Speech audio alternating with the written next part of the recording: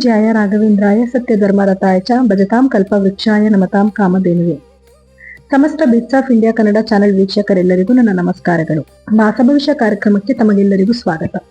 ಈ ತಿಂಗಳು ಅಂದ್ರೆ ಜನವರಿ 2026. ಮೊದಲನೇದಾಗಿ ಎಲ್ಲರಿಗೂ ಕೂಡ ಹೊಸ ವರ್ಷದ ಹಾರ್ದಿಕ ಶುಭಾಶಯಗಳು. ವೀಕ್ಷಕರೇ, ಇವತ್ತಿನ ದಿವಸ ಅಂದ್ರೆ ಈ ತಿಂಗಳಲ್ಲಿ ಗ್ರಹಗಳ ಸ್ಥಾನಮಾನಗಳು ಹೇಗಿದೆ ಅಂತ ನೋಡೋದಾದ್ರೆ, ಶನಿ ಗ್ರಹವು ಮೀನ ರಾಶಿನಲ್ಲಿದ್ದು, ರಾಹು ಗ್ರಹವು ಕುಂಭ ರಾಶಿನಲ್ಲಿದ್ದು, ಹಾಗೆ ಗುರು ಗ್ರಹವು ಮಿಥುನ ರಾಶಿನಲ್ಲಿದೆ, ಹಾಗೆ ಕೇತು ಗ್ರಹವು ಸಿಂಹ ರಾಶಿನಲ್ಲಿದೆ. ಹಾಗಿದ್ರೆ ಇನ್ನು ಉಳಿದ ಗ್ರಹಗಳು ಅಂದ್ರೆ ಶುಕ್ರ ಗ್ರಹವು 13ನೇ ತಾರೀಕು ತಾನು ಧನುರ್ ರಾಶಿಯಿಂದ ಮಕರ ರಾಶಿಗೆ ತನ್ನ ಸಂಚಾರವನ್ನ ಮಾಡ್ತಿದ್ದಾನೆ. ಹಾಗೆ ಸೂರ್ಯ 14ನೇ ತಾರೀಕು ಧನಸ್ಸು ರಾಶಿಯಿಂದ ಮಕರ ರಾಶಿಗೆ ತನ್ನ ಪ್ರವೇಶನ ಮಾಡ್ತಿದ್ದಾನೆ.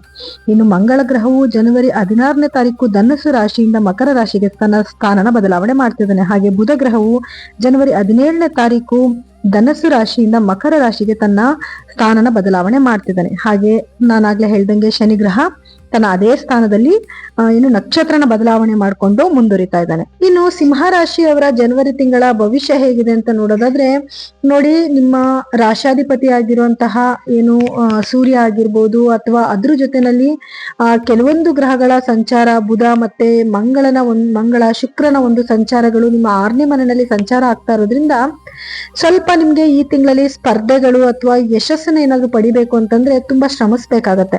ಇನ್ನು ನಿಮ್ಮ ವೃತ್ತಿ ಮತ್ತೆ ಕೆಲಸ ಹೇಗಿರುತ್ತೆ ಅಂತ ನೋಡೋದಾದ್ರೆ, ನಿಮ್ಮ 6ನೇ ಮನೆಯಲ್ಲಿ ಗ್ರಹಗಳ ಸಂಚಾರ ಇರೋದ್ರಿಂದ, ಅದು ಕೆಲಸದ ಸ್ಥಳನೇ ಆಗಿರೋದ್ರಿಂದ ನಿಮ್ಗೆ ಕೆಲಸದಲ್ಲಿ ಉತ್ತೇಜನ ನೀಡುತ್ತೆ. ಉದ್ಯೋಗದಲ್ಲಿರೋರಿಗೆ ಇದು ಉತ್ತಮ ಸಮಯ ಅಂತ ಹೇಳ್ಬೋದು. ಯಾಕಂದ್ರೆ ಎಷ್ಟು ಚಾಲೆಂಜಸ್ ಬಂದ್ರು ಕೂಡ ಆ ಚಾಲೆಂಜಸ್ ಅಲ್ಲಿ ನೀವು ವಿನ್ ಆಗ್ತೀರಾ. ಕೆಲಸದ ಒತ್ತಡ ಸ್ವಲ್ಪ ಜಾಸ್ತಿ ಇರುತ್ತೆ. ನಿಮ್ಗೆ ಏನಾದ್ರು ನೀವು ಸ್ಪರ್ಧಾತ್ಮಕವಾದ ಕೆಲಸಗಳನ್ನ ಮಾಡೋದಾಗಿರ್ಬೋದು, ಅಥವಾ ಏನಾದ್ರು ವಿದ್ಯಾರ್ಥಿಗಳು ಏನಾದ್ರು ಎಕ್ಸಾಮ್ಸ್ ಬರೀತಿದ್ದಾರೆ, ಕಾಂಪಿಟೇಟಿವ್ ಎಕ್ಸಾಮ್ಸ್ ಅಂದ್ರೆ ಖಂಡಿತವಾಗ್ಲೂ ಅದರಲ್ಲಿ ನಿಮ್ಗೆ ಯಶಸ್ಸಾಗುತ್ತೆ. ಶತ್ರುಗಳನ್ನ ನೀವು ಯಶಸ್ವಿಯಾಗಿ ಎದುರಿಸುವಂತ ಒಂದು ಸಮಯ ಇದಾಗಿರುತ್ತೆ. ನೀವೇನಾದ್ರೂ ಹೊಸ ಉದ್ಯೋಗನ ಹುಡುಕ್ತಿದ್ದೀರಾ ಅಂತಂದ್ರೆ ಈ ತಿಂಗಳು ನಿಮ್ಗೆ ಉತ್ತಮ ಅವಕಾಶಗಳು ಸಿಗುತ್ತೆ. ಇನ್ನು ಆರ್ಥಿಕ ಮತ್ತೆ ಹಣಕಾಸು ಅಂತ ನೋಡೋದಾದ್ರೆ, ಹಣಕಾಸಿನ ವಿಷಯದಲ್ಲಿ ಒಂದ್ ಸ್ವಲ್ಪ ಮಿಶ್ರ ಫಲಿತಾಂಶ ಅಂತ ಹೇಳ್ಬೋದು. ಹಣದ ಹರಿವು ಉತ್ತಮವಾಗಿದ್ರು ಕೂಡ ಆರೋಗ್ಯದಲ್ಲಿ ಕೆಲವು ಸಮಸ್ಯೆಗಳು ಬರೋದ್ರಿಂದ ಅದರಿಂದ ಸ್ವಲ್ಪ ಖರ್ಚಾಗೋ ಸಾಧ್ಯತೆಗಳಿರುತ್ತೆ. ಅಥವಾ ಕೆಲವೊಂದು ಸಾಲ ಮರುಪಾವತಿ ಆಗುವಂತದ್ದು, ಅಥವಾ ನೀವೇ ಸಾಲ ತೀರಿಸ್ಬೇಕು ಅಂತ ಹೋಗುವಂತದ್ದು, ಅಥವಾ ಕೆಲವೊಂದು ಹಣಕಾಸುಗಳು ನಿಮ್ಮನ್ನೇ ಹುಡ್ಕೊಂಡು ಬರುವಂತ ಒಂದು ಸಾಧ್ಯತೆಗಳು ಕೂಡ ಹೆಚ್ಚಾಗಿತ್ತು. ಅಂದ್ರೆ ಸಾಲದ ರೂಪದಲ್ಲಿ ಸಾಲ ಮಾಡೋದನ್ನ ಅಥವಾ ಅನಗತ್ಯ ಖರ್ಚುಗಳನ್ನ ನೀವು ನಿಯಂತ್ರಿಸಬೇಕಾಗತ್ತೆ. ಎಲ್ಲಾದ್ರೂ ನೀವು ಇನ್ವೆಸ್ಟ್ಮೆಂಟ್ ಮಾಡ್ತಾ ಇದ್ದೀರಾ ಅಂತಂದ್ರೆ ಆ ಇನ್ವೆಸ್ಟ್ಮೆಂಟ್ ಬಗ್ಗೆ ಯೋಚನೆ ಮಾಡಿ ಡಿಸಿಷನ್ ತಗೊಳ್ಳೋದು ಒಳ್ಳೇದು. ಇನ್ನ ಆರೋಗ್ಯದ ವಿಷಯ ಅಂತ ನೋಡಕ್ ಬಂದಾಗ, ನೋಡಿ, 6ನೇ ಮನೆ ಗ್ರಹದ ಒಂದು ಪ್ರಭಾವದಿಂದ ಆರೋಗ್ಯದ ಬಗ್ಗೆ ಸ್ವಲ್ಪ ನಿರ್ಲಕ್ಷ್ಯ ಮಾಡಬೇಡಿ. ಯಾಕಂದ್ರೆ 6ನೇ ಮನೆ ಅನ್ನೋದು ಒಂದು ರೋಗದ ಮನೆ ಅಂತ ಕೂಡ ಹೇಳ್ತೀವಿ. ಸಣ್ಣ ಪುಟ್ಟ ಜ್ವರ, ತಲೆನೋವು ಅಥವಾ ಕಾಲು ನೋವುಗಳು, ಮೈಕೈ ನೋವು ಬರುವಂತ ಸಾಧ್ಯತೆಗಳು ಜಾಸ್ತಿ ಇರುತ್ತೆ. ದೈಹಿಕ ಚಟುವಟಿಕೆಗಳು ಅಂದ್ರೆ ವ್ಯಾಯಾಮ ಮಾಡುವಂಥದ್ದು, ಅಥವಾ ಮೆಡಿಟೇಷನ್ ಮಾಡುವಂಥದ್ದು, ಅಥವಾ ನೀವು ತಿಂತಿರೋ ಆಹಾರದಲ್ಲಿ ಒಂದು ಕ್ರಮಬದ್ಧವಾದ ಒಂದು ನೀತಿನ ಅನುಸರಿಸೋದ್ರಿಂದ ಏನಾಗುತ್ತೆ, ಕೆಲವೊಂದು ನೆಗೆಟಿವಿಟಿನ ನೀವು ತಪ್ಪಿಸ್ಕೊಬಹುದು. ಮತ್ತೆ ಸಂಬಂಧಗಳು, ಪ್ರೀತಿ ಹೇಗಿರುತ್ತೆ ಅಂತ ನೋಡಿದ್ರೆ, ಸಂಬಂಧಗಳಲ್ಲಿ ಒಂದು ಮಿಶ್ರ ಫಲಿತಾಂಶ ಇರುತ್ತೆ. ಯಾಕಂದ್ರೆ 7ನೇ ಮನೆಯಲ್ಲಿ ರಾಹು ಇರೋದ್ರಿಂದ ವೈವಾಹಿಕ ಜೀವನದಲ್ಲಿ ಕೆಲವೊಂದು ತಪ್ಪು ತಿಳುವಳಿಕೆಗಳಿಂದ ಅಥವಾ ಅನಿರೀಕ್ಷಿತ ಘಟನೆಗಳು ನಡೆಯುವಂತ ಸಾಧ್ಯತೆಗಳು ಇರುತ್ತೆ. ಪ್ರೀತಿ ಪಾತ್ರ ಜೊತೆಗೆ ಪ್ರಾಮಾಣಿಕವಾಗಿರೋದು ಬಹಳ ಮುಖ್ಯ ಆಗಿರುತ್ತೆ. ನಿಮ್ಮ ಸಂಗಾತಿಯ ಆರೋಗ್ಯದ ಬಗ್ಗೆನೂ ಕೂಡ ನೀವು ಸ್ವಲ್ಪ ಕಾಳಜಿ ವಹಿಸ್ಬೇಕಾಗತ್ತೆ. ಸೊ ಇದಿಷ್ಟು ಕೂಡ ಸಿಂಹ ರಾಶಿಯವರ ಒಂದು ಭವಿಷ್ಯ ಆಗಿರುತ್ತೆ.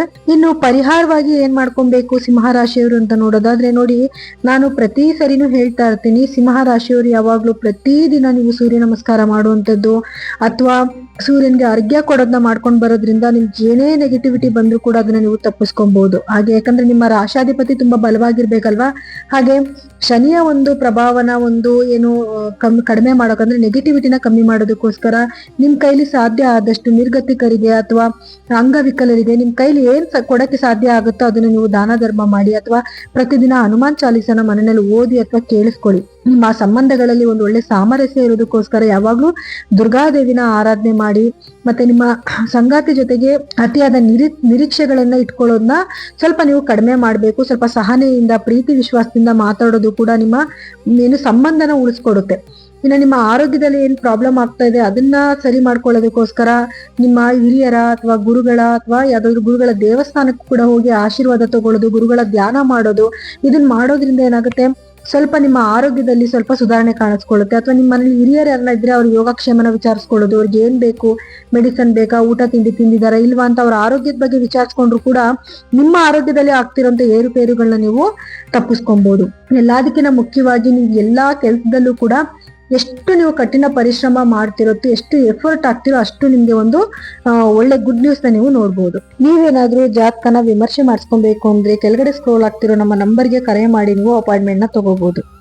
ಹಾಗೆ ಇದಾಗಿತ್ತು ದ್ವಾದಶ ರಾಶಿಗಳ ಈ ತಿಂಗಳ ಒಂದು ಫಲಾನುಫಲಗಳು. ನಾನು ಮತ್ತೆ ನಿಮ್ಮ ಮುಂದಿನ ತಿಂಗಳ ಫಲಾನುಫಲಗಳು ಹೇಳೋದಕ್ಕೆ ನಾನು ಮತ್ತೆ ಬರ್ತೀನಿ. ಎಲ್ಲರಿಗೂ ಕೂಡ ನನ್ನ ಧನ್ಯವಾದಗಳು.